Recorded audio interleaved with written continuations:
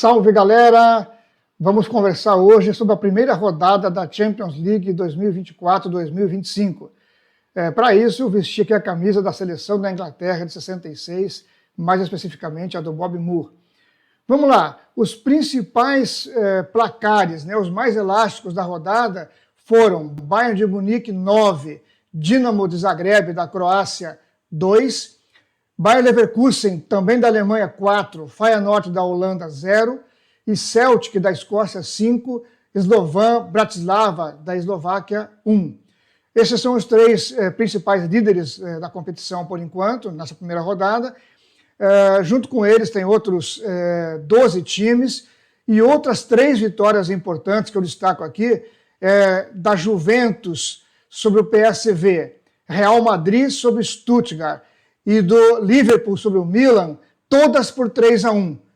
Mas com uma diferença, o Liverpool foi o único desses 3 jogos que ganhou fora de casa e contra um time grande, que é o Milan.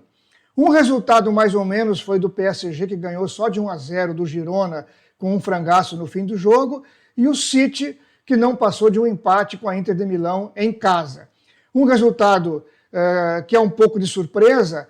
O Mônaco venceu o Barcelona por 2-1, mas esse jogo teve o Barcelona com um jogador expulso aos 5 minutos de jogo, né, depois de uma barbeiragem do Ter Stegen com o Eric Garcia, que acabou sendo expulso, e a derrota acabou se concretizando no final. Mas o Barcelona tem muita chance de se recuperar ao longo da competição. Os jogadores de maior destaque nessa primeira rodada foram o Harry Kane, que fez 4 gols, mas 3 deles foram de pênalti, né? Então acho que o destaque fica um pouquinho menos impactante. O Florian Wirtz, do Leverkusen, fez 2 gols na vitória de 4-0 e teve uma atuação muito mais participativa o jogo inteiro.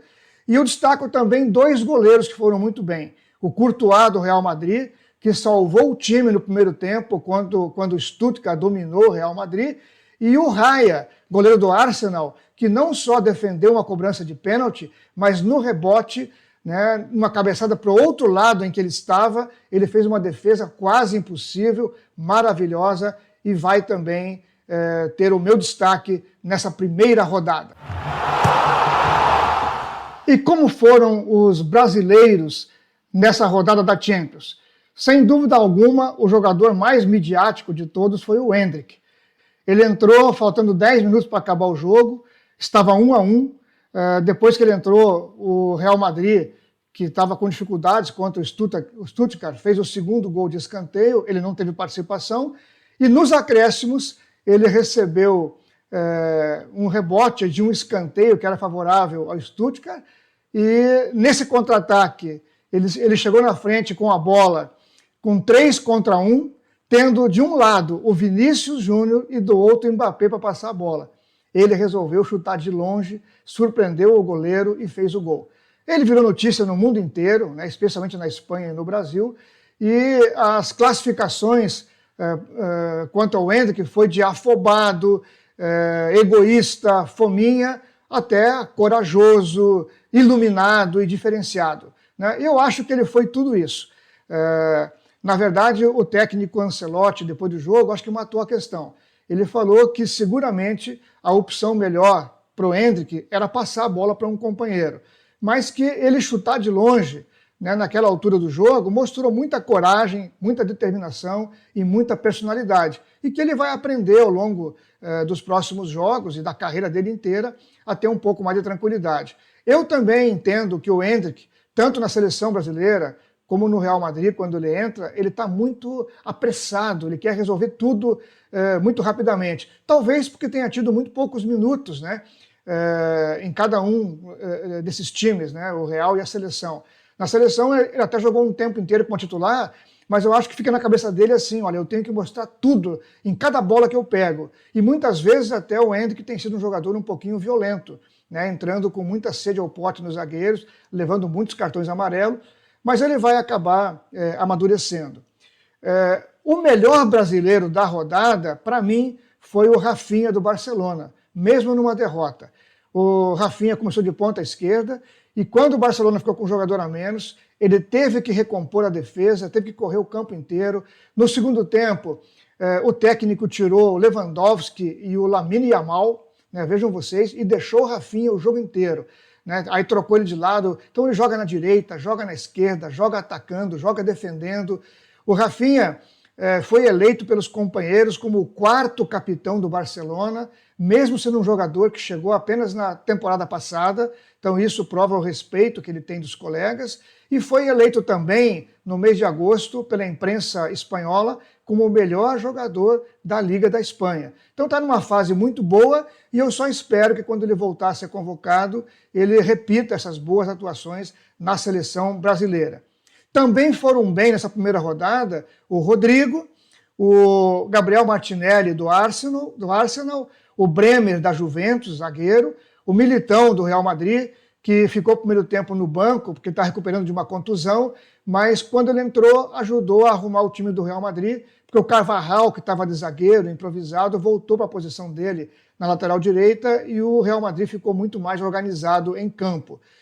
Também foi bem o Ederson da Atalanta, que sofreu o pênalti que o Raya defendeu, eu comentei agora há pouco aqui no vídeo, e eu quero destacar também o nome do Wanderson. O Wanderson do Mônaco jogou hoje contra o Barcelona. Ele é lateral direito de ofício, mas jogou na lateral esquerda, porque o titular da posição, que é outro brasileiro, o Caio Henrique, estava machucado e só entrou mais ou menos na metade do segundo tempo. O Wanderson marcou ninguém menos que o Lamine Yamal.